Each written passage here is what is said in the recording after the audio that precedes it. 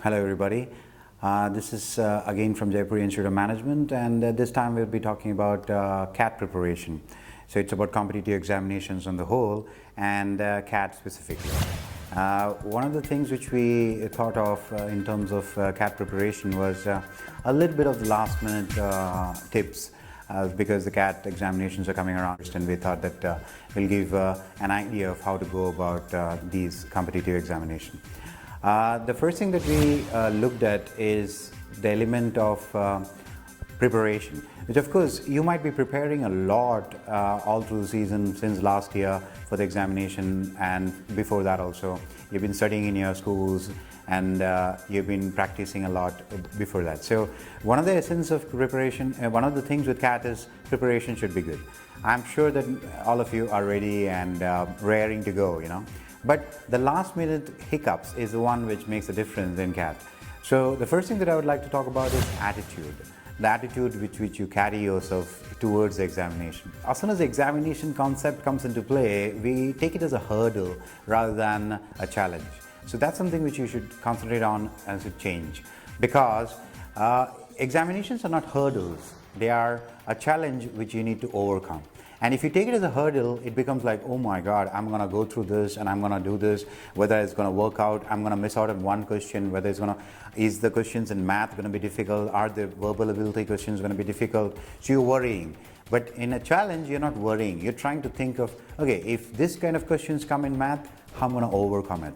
If these kind of questions come in verbal ability, how I'm going to overcome it. So primarily what you're doing is you're chiseling the axe. So if you think of the story, if a woodcutter is given the responsibility of being given an axe to go ahead and cut a tree, if he concentrates too much on the wood, there will be a lot of difficulty for him to make sure that the wood is cut. So if you have seen big, large oak trees or teak trees or any kind of those kind of wood, it's extremely difficult to cut. So his primary concentration should be of the chiseling of the axe. So in your case, it is chiseling of your skills. Now, how do you chisel the skills? So that's where attitude comes in. You got to make sure that your axe is so perfectly chiseled that with a good few cuts, the tree should come down. So that story, that story really brings in the essence of how to attack competitive examinations in terms of an attitude. Another thing is the amount of affiliation towards this particular subject matter that you should have. How much impact should you have it in your mind?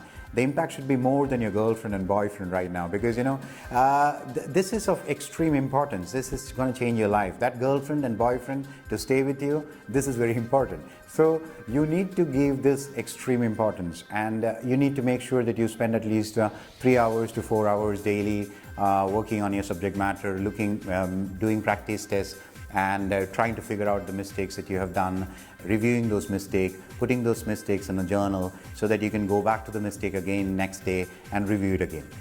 The second aspect of any competitive examination, or for that matter anything that you go where there's a competition involved, is the confidence and the positive thinking that you need to have in your mind, which really caters to almost every aspect of thought.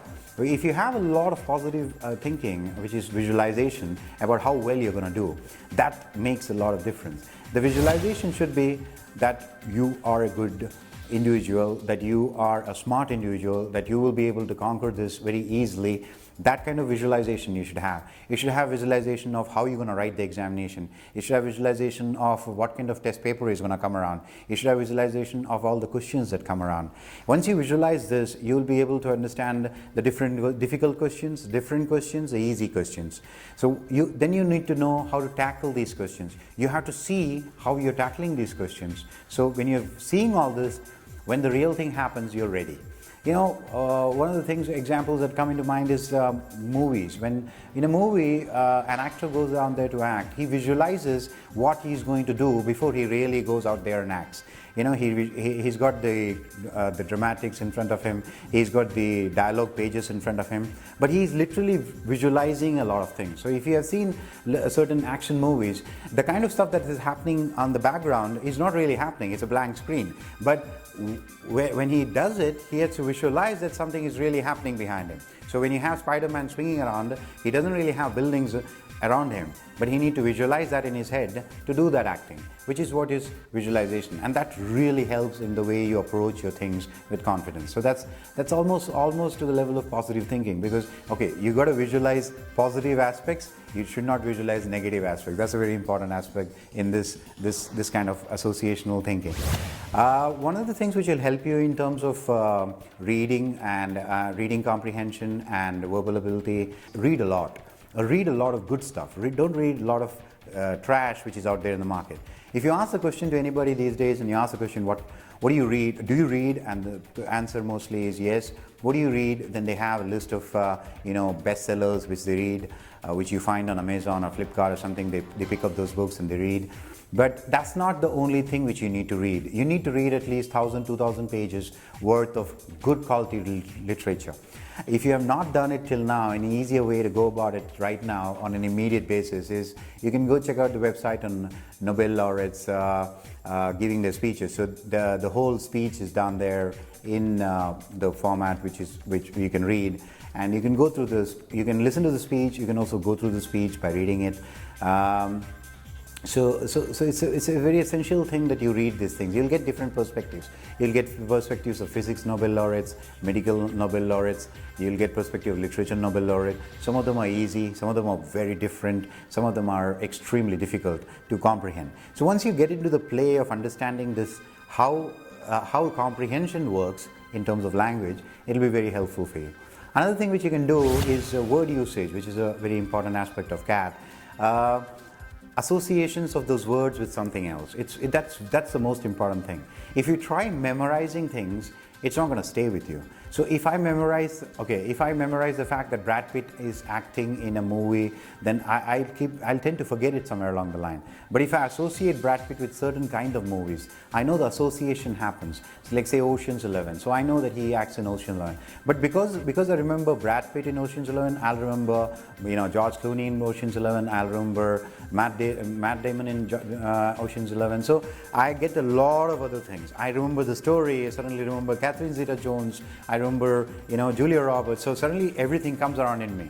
But that's because I'm able to visualize that association. So I visualize. So for example, for a word, if I give you an example, idiosyncrasy.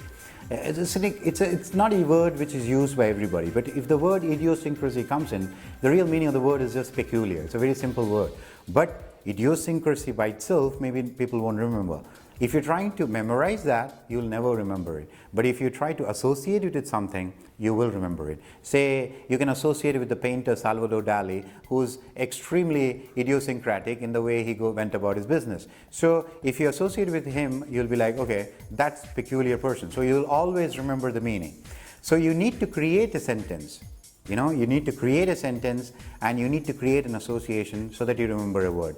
If you try to memorize it, it rarely happens. So primarily what I'm trying to get into is you need to know the actionable aspects of every concept. The concept by itself is of no good. The application of the concept is when you bring in the play that, okay, I can remember everything. So memorizing things is nothing wrong with memorizing things. It's a wonderful thing. But it's a way you memorize which is what brings in the fault. Last but not the least, of course, is mind over matter. Because the whole essence of going for a competitive examination is about being there on time, eating the right foods, not being, if you're burping around the block, then it makes a lot of difference. You're very uncomfortable. That's the reason why that is happening. So you need the right food. You need to sleep really well. I mean, I know that there are a lot of people who think that I sleep only for 2 hours, I sleep only for 3 hours, I've been working very hard. But that's not the real essence. The real essence is you got to take that sleep very important. 8 hours of sleep is very important for your health. So you got to be healthy when you're sitting there. So that's the body, physical aspect. The mental aspect is you need to practice that thing of being, yes, I'm a wonderful person, I'm a smart person, I need to be there, I need to get things done. So once you're in the examination, you get the paper, you look into the paper, what you're thinking is, oh my God, this is going to be easy. That's the attitude that you should carry. This is going to be easy. I'm going to do all the questions which I know. So you cover the one where your skill set is very high. So if your math skill set is very high, get it over immediately. If your verbal skill set is very high, get it over immediately. You reach the reading comprehension area and you're reading the comprehension passage and you're not able to figure out what is going on. So what you do is you skip it. For the time being, you skip it and you go to the next question. You keep answering. What happens with this, if there are 70 questions and if you answer about 50, 55 of them from whatever you know and very fast, your confidence levels are very high. And once your confidence level is high, you go back to tackle that question which you dropped. I'm telling you, it's going to work out very well for you, because then you read the passage, then you get it immediately. Same thing goes with logical reasoning. One of the main important things of logical reasoning is you need to read the question very carefully, because it's all a trick of the trade. So when you're looking at the question, you need to read as much as possible. But you should not spend so much time trying to figure it out. You need to make sure that you need to go to the next question if you're not able to figure it out. So that's again attitudinal. The few things I'll just like to repeat, the few things that I mentioned before. Most of 50% of the thing is attitudinal.